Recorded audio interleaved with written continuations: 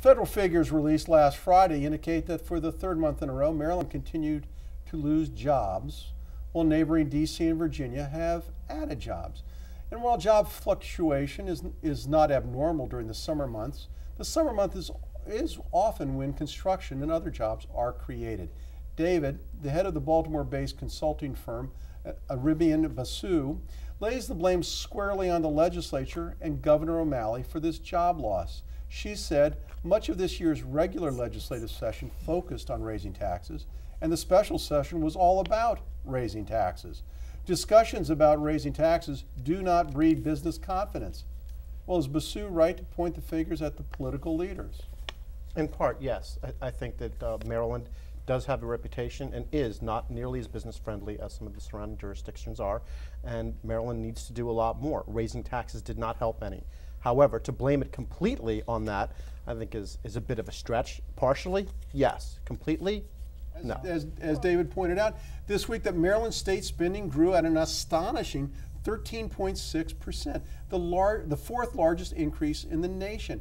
Is this a cause for concern? It's a cause of concern, particularly because so many other states in the country are really going in the opposite direction, are cutting back, or pulling back, or are trying to make do with less. And Maryland is completely going the different direction, and that's what's kind of opening up this gap. Well, is there this false belief that because we're located near the federal government, that we're immune from recessionary pressures and that recessions don't hit Maryland? Is that the belief? That is the belief. They think because the government is so close, we're always going to be safe. But I disagree with David. There's only one person and one unit you can blame for all this: the governor and the legislature. They do the taxes, they control the spending. Who else is there to blame? It's not the private sector.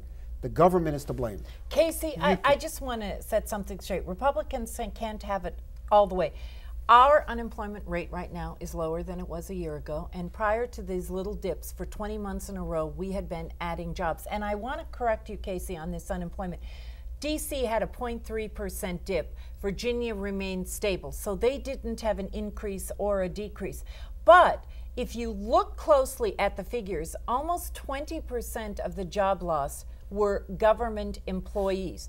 Now, that's state and local and some federal. You can't have it all ways. Everybody is always complaining on this show from the right that we need to cut government employees. They're doing it now. Susan, let me ask you a question then. If the job loss was involved with government employees, isn't there a concern that the private sector isn't producing enough jobs for Maryland?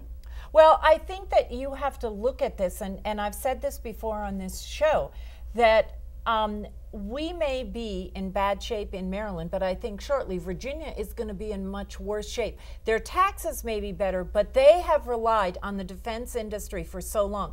And if you are looking at the budgets for the defense industry, and I had coffee this week with someone in the defense industry, Virginia is expecting mass cuts. And you can see their concerns. They're already, where is the silver line going? They are cutting, and it's going to be worse there than in Maryland.